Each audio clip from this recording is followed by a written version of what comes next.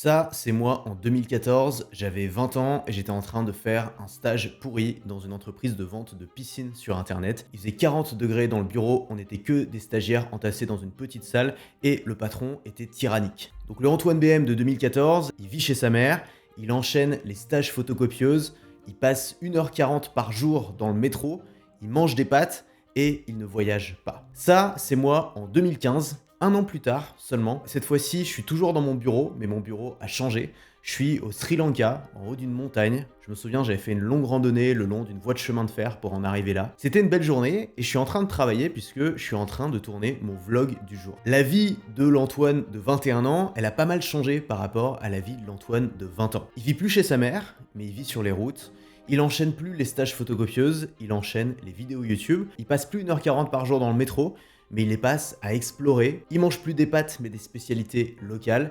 Et au lieu de ne pas voyager, il voyage et il voyage à plein temps. Le petit détail qui a changé dans mes habitudes entre 2014 et 2015, c'est ça. Ça, c'est ma chaîne YouTube à l'époque. Donc tu vois, je faisais pas beaucoup plus de vues qu'aujourd'hui, mais ça m'empêchait pas de publier tous les jours ma vidéo. Profiter d'être en voyage pour faire des vlogs, donc je filmais mon voyage, racontais mes aventures, et puis en même temps je partageais les grandes idées, mes découvertes, mes astuces et les choses qui pouvaient aider mon audience à faire pareil. Donc tu vois, ma chaîne YouTube c'était un joyeux bordel, il y avait des vidéos sur Evernote tout en faisant un safari avec des éléphants, il y a des vidéos tutoriels sur comment parler face à la caméra, des vidéos où je fais, ou en tout cas j'expérimente le surf au Sri Lanka, une vidéo où je vais chez le coiffeur, une vidéo dans un train, une vidéo inspirante sur la liberté, et une vidéo sur le marketing. Donc ça ressemble pas à grand chose, mais c'était suffisant pour avoir une audience qui me suivait tous les jours, qui suivait mes aventures et qui achetait mes produits. Pour faire cette chaîne YouTube, j'avais pas besoin de matériel professionnel, pas besoin non plus d'une équipe de tournage, puisque j'étais tout seul à l'autre bout du monde, pas besoin non plus d'avoir des idées de génie chaque jour. T'as vu, il y a des vidéos, c'est juste moi qui vais chez le coiffeur. Et pas non plus besoin de passer des heures et des heures devant un écran,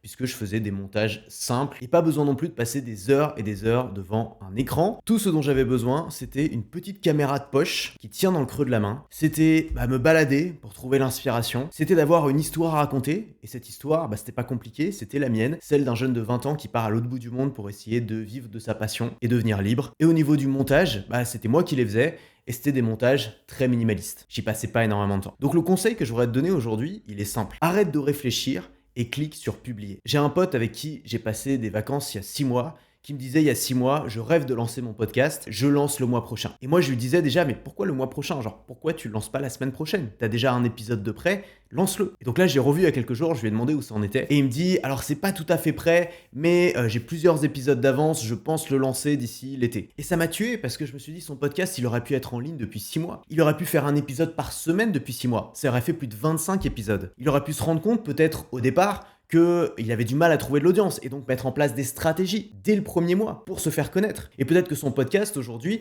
il aurait grossi, il aurait pris de l'ampleur et il lui apporterait la vie qu'il rêve d'avoir. Mais pendant 6 mois, il a attendu. Il a réfléchi à une éventuelle stratégie sans même savoir si ça allait marcher ou pas. Et aujourd'hui, il en est exactement au même point qu'au départ, alors qu'il aurait pu transformer sa vie. Il y a ce vlogueur incroyablement inspirant qui s'appelle Casey Neistat qui m'a beaucoup appris, qui entre 2015 et 2017 a posté une vidéo par jour sur sa chaîne YouTube. Et dans une vidéo tout particulièrement, il fêtait ses 3 millions d'abonnés et il expliquait que son secret tenait en 3 mots. Just keep uploading. Continue juste à publier, sans te poser de questions, sans réfléchir pendant des mois à ta stratégie, sans chercher à que ce soit parfait dès le premier jour.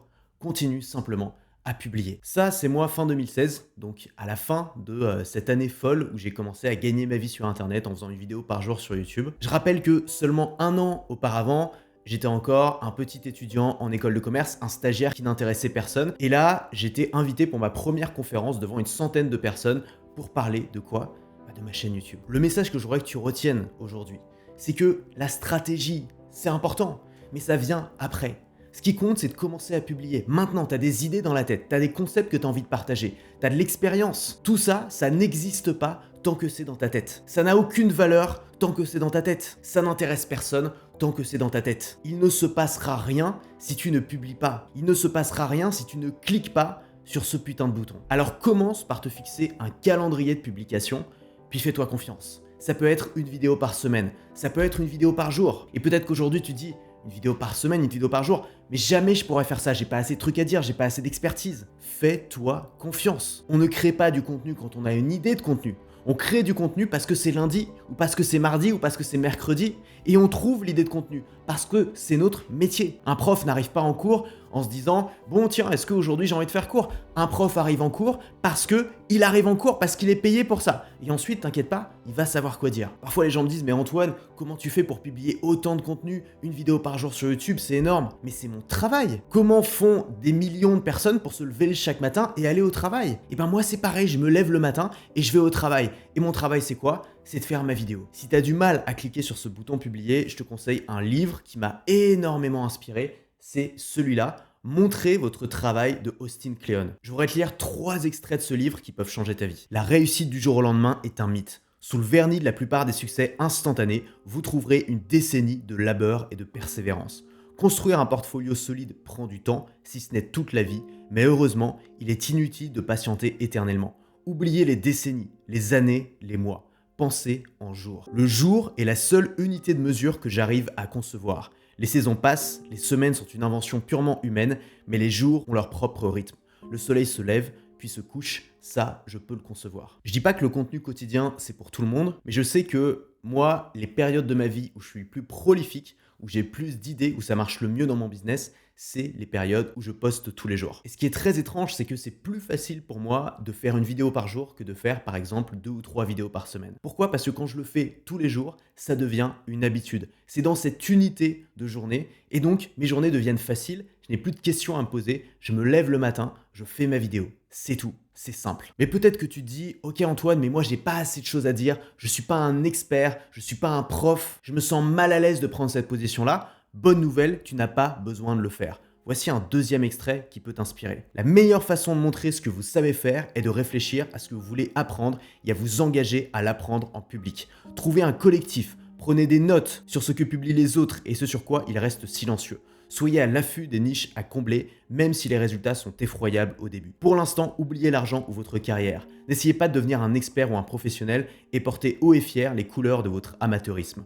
Publiez ce que vous aimez et les personnes qui s'y intéressent également viendront à vous. Publiez ce que vous aimez. J'adore cette phrase. On ne te parle pas d'être le meilleur, on ne te parle pas d'être un expert, surtout on ne te parle pas d'avoir toujours raison. On te demande simplement de publier ce que tu aimes, de partager ce que tu apprends et d'assumer ton amateurisme. C'est une très très bonne manière de se lancer dans la création de contenu puisque tu n'es pas là pour donner des leçons aux gens, tu es là simplement pour partager ton expérience et ton enthousiasme. Et les débutants ont cette force-là qu'ils ont un enthousiasme que les experts n'ont plus. Ils savent ce que c'est qu'être un débutant, ils comprennent ce que c'est qu'être un débutant et donc c'est souvent les mieux placés pour parler aux débutants. Si tu es débutant dans ton domaine, tu as cette chance et c'est probablement toi qui va faire les contenus les plus intéressants. Et enfin, j'ai une dernière citation qui pourrait te faire réfléchir. Le réflexe qui consiste à garder pour vous ce que vous avez appris n'est pas seulement indigne, il est aussi dangereux. Tout ce que vous ne partagez pas avec générosité est perdu. Vous ouvrez votre coffre et il ne reste que des cendres. C'est une citation d'Annie Dillard que je trouve magnifique. Et c'est la notion de générosité. Tout ce que tu ne publies pas, c'est quelque chose en moins pour le monde. C'est quelque chose en moins pour ton audience. C'est des gens qui pourraient évoluer, apprendre, progresser, changer leur manière de voir le monde et qui ne le font pas parce que tu n'as pas exprimé ta générosité. Alors, sois généreux. C'est ça, créer du contenu. C'est rien d'autre que ça. Partager avec enthousiasme les choses qu'on apprend et qu'on a envie de diffuser au plus grand monde. Sois généreux, clique sur publier et ton incroyable aventure de créateur de contenu va pouvoir commencer. Si aujourd'hui tu as du mal à créer ta première formation et que cette vidéo t'a inspiré, j'ai fait une deuxième vidéo qui s'appelle « Lance ta putain de formation ». Ta formation pourra être en ligne dès la semaine prochaine. Clique ici pour voir comment.